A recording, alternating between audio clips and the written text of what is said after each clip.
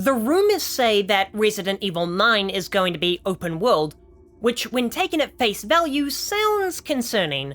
I mean, horror is only effective in claustrophobic spaces, where it feels like there's nowhere to run. But I think Silent Hill 2 proves that an open world horror game can be extremely effective if it's able to maintain claustrophobia in the open world. Specifically, the rumor says it's going to take place on an island inspired by Singapore, and tropical islands aren't exactly known for their eeriness. In fact, they're known for their gorgeous views that stretch out over the endless horizon. But there are still plenty of ways to inhibit a player's field of view in a diegetic way. The first is the most obvious: turn off the lights. No one's expecting a full day-night cycle in Resident Evil, and so they could just make it nighttime for the whole game.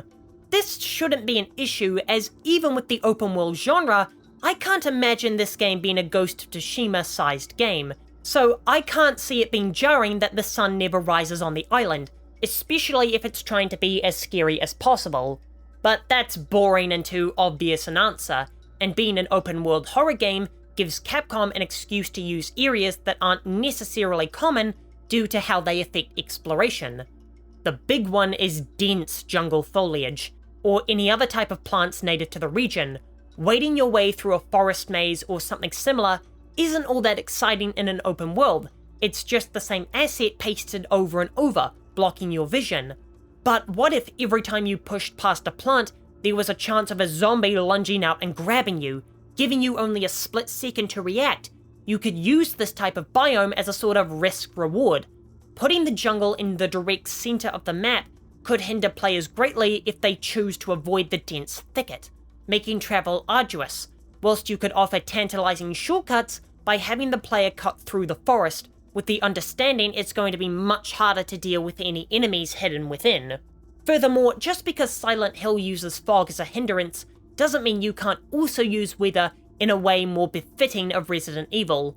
See, while Silent Hill is a more subdued and atmospheric series, Resident Evil is more about loud and chaotic scares. So having rolling tropical storms hit the island would play into the intensity Resident Evil is known for. You could slow the player's movement and weaken their gunfire in the rain, all while the deluge obscures what's hidden in front of them. This could be even more effective if the game is first person again, by having the water drops actually appear on the camera, distorting what's directly in front of us, and of course the debuffs provided by the storm could make travel more dangerous. Now, why don't they just make sure that the storm is always in effect so your vision is always clouded? Because the player would acclimate to the rain and it would lose its effect. This is why Silent Hill 2 makes the fog disappear after Brookhaven Hospital. It wants the fog to still be effective when we get to the hotel. Now, I know what you're thinking. These are just an excuse for jump scares, and jump scares are the cheapest form of scares. Now, I don't disagree that jump scares can be incredibly lazy, but when you do it right, they can be perfect. The key to a good jump scare is how it breaks the tension of a scene with a thunderous crash that violently shifts the tone into one of action. It's a common mistake for people who misunderstand horror to think, oh, I know, I'll put a jump scare in a scene with no tension. That's going to catch people off guard and scare them. While, yes, that's true, that's not a fun scare, it's a lazy one. You're getting straight to the scare without doing any of the work to set it up. The key idea behind the jungle and the storms is that the player has to choose to go out in them. They can either take the long way around or cut through the trees.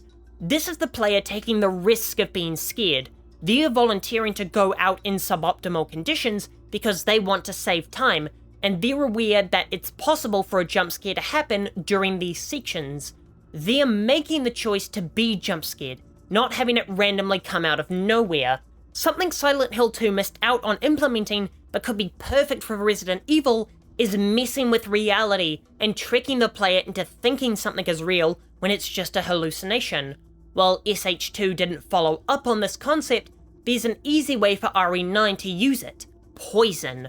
Maybe the bioweapon, or whatever's creating the monsters in RE9, could be built into the wildlife of the island, and the villain is using it as a testing ground before unleashing it onto the rest of the world.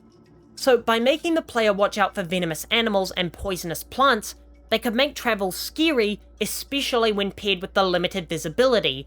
This poison could make the player hallucinate, causing them to waste ammo. I could even see a cool mechanic where there's some kind of purity testing item that you have to use on herbs to see if they're safe, and if you don't test it, you run the risk of poisoning yourself when you need to heal. There could also be a timer on the poison, where depending on your difficulty, you have less time to cure yourself with an item before it's a game over, and as the timer ticks down, more and more hallucinations occur until your character completely converts. I'll be back in 2 days. In the meantime, here's a video going more in depth about how Silent Hill 2 Remake could have messed with the player more.